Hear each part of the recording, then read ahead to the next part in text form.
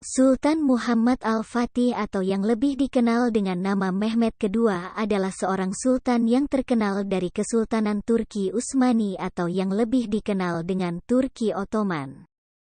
Keberhasilannya dalam menaklukkan Konstantinopel harus diiringi dengan pengorbanan yang besar. Ia dan kesuksesannya bahkan sudah diberitakan sejak zaman Nabi Muhammad.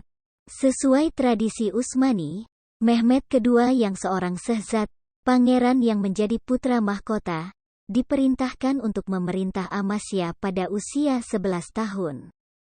Pada tahun 1444, ia dinobatkan sebagai Sultan Turki Ottoman pada usia 12 tahun. 2 tahun kemudian, ketika gabungan pasukan The Crusader, tentara salib yang dipimpin oleh János Hunyadi dari Hungaria menyerang Turki Ottoman. Sang ayah Murad II kembali naik tahta atas saran dari seorang penasihat Candarli Halil Pasha.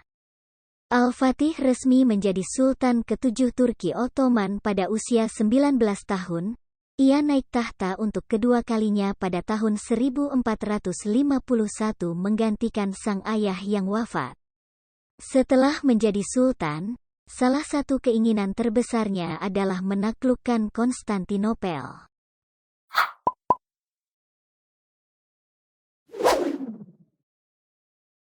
Satu, mempersiapkan pasukan dalam jumlah besar. Demi menunjukkan kesungguhannya, Al-Fatih bahkan menyiapkan pasukan sebanyak 80.000 prajurit, 320 kapal, dan sebulan lamanya melakukan pengintaian. Walaupun setelah pengintaian, hanya 80 kapal yang dapat berangkat. Pengepungan dimulai pada tanggal 6 April tahun 1453.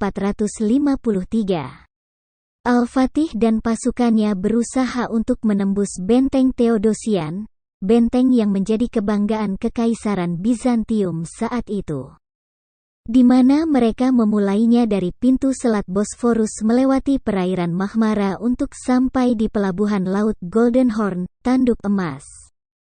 Setelah melakukan pengintaian dan penyerangan selama 57 hari atau hampir 2 bulan lamanya, mereka dapat menaklukkan Bizantium dan mengambil alih Konstantinopel pada tanggal 29 Mei tahun 1453 Masehi.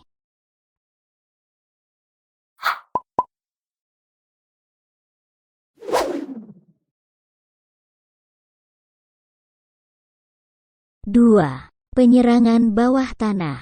Selain melakukan penyerangan di atas tanah dan lautan, para prajurit Turki Ottoman pun berusaha untuk menembus benteng lewat jalur bawah tanah.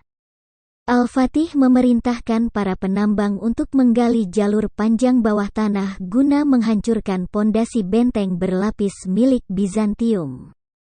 Diharapkan, pondasi dan menara-menara benteng akan runtuh ketika diledakkan dan Al-Fatih serta prajurit yang bertempur di atas tanah dapat memasuki benteng.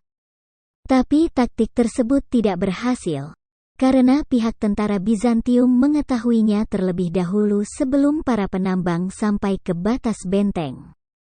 Tentara Bizantium pun turut menggali untuk menemukan dan bertempur dengan para penambang. Sebelum pihak musuh mencapai terowongan di mana pasukan Al-Fatih berada, mereka meledakkannya terlebih dahulu, guna meredam jangkauan musuh dalam menemukan mereka.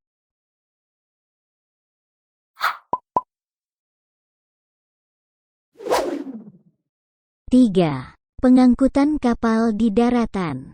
Ketika mencoba untuk menembus Theodosian, Al-Fatih harus melewati perairan Mahmara dan pelabuhan laut Golden Horn terlebih dahulu. Tapi kapal-kapal yang sudah disiapkan tidak dapat menembus perairan tersebut. Pihak Bizantium menanam rantai-rantai besar di dalam perairan, sehingga ketika rantai dibentangkan, tidak ada kapal yang dapat melewatinya. Mereka pun menyiapkan pasukan sebanyak 28 kapal. Taktik tersebut sukses menghentikan pergerakan Angkatan Laut Turki Ottoman. Akhirnya dengan langkah berani, Al-Fatih dan para tentara memutuskan untuk mengangkut kapal-kapal milik mereka lewat daratan. Mereka memilih jalan memutar melewati Galatia, untuk sampai ke pantai utara pelabuhan laut Golden Horn. Para prajurit menggunakan kayu yang dilapisi pelumas untuk memudahkan pengangkutan kapal melewati daratan sejauh 1 mil. Dalam waktu semalam ketika gencatan senjata, 70 dari 80 kapal Turki Ottoman dapat sampai ke perairan di balik bentangan rantai.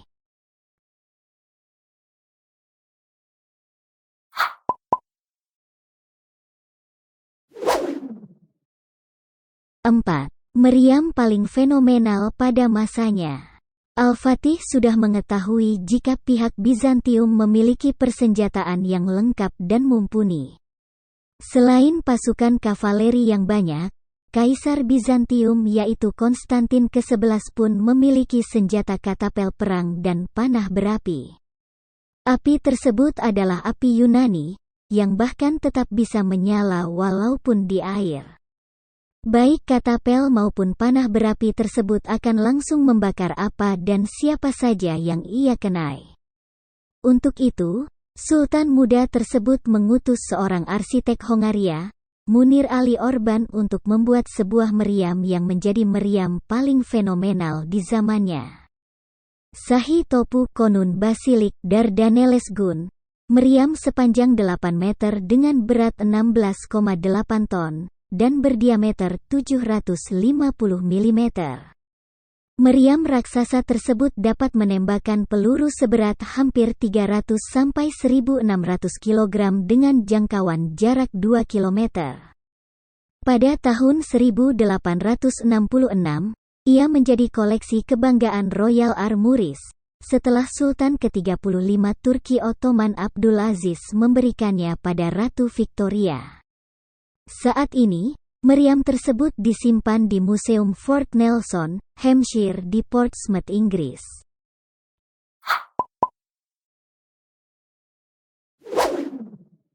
Kehilangan orang terpercaya. Banyak hal yang harus dikorbankan oleh Al-Fatih agar dapat menaklukkan Konstantinopel. Bukan hanya hilangnya banyak harta, pasukan, senjata, tapi juga orang kepercayaannya. Al-Fatih mempunyai seorang sahabat dekat, Ulubatli Hasan. Hasan bukan hanya sebagai sahabat, ia juga guru pedang terbaik yang dimiliki oleh Al-Fatih. Pasukan Janissary terhebat, menjadi penasihat, bahkan tangan kanan sang sultan. Pada penaklukan Konstantinopel, ia turut serta menjadi pemimpin pasukan kavaleri dan senjata. Ia jugalah yang pertama kali dapat memanjat dinding tembok benteng Theodosian dengan membawa panji Turki Ottoman di tangannya. Berkat keberaniannya hingga dapat menancapkan panji tersebut di puncak menara, semangat seluruh tentara pun turut terpantik. Hasan menjadi syuhada perang dalam penaklukan Konstantinopel setelah dapat menancapkan panji kebanggaan Turki Ottoman di puncak menara benteng, dengan hujaman 27 anak panah di tubuhnya.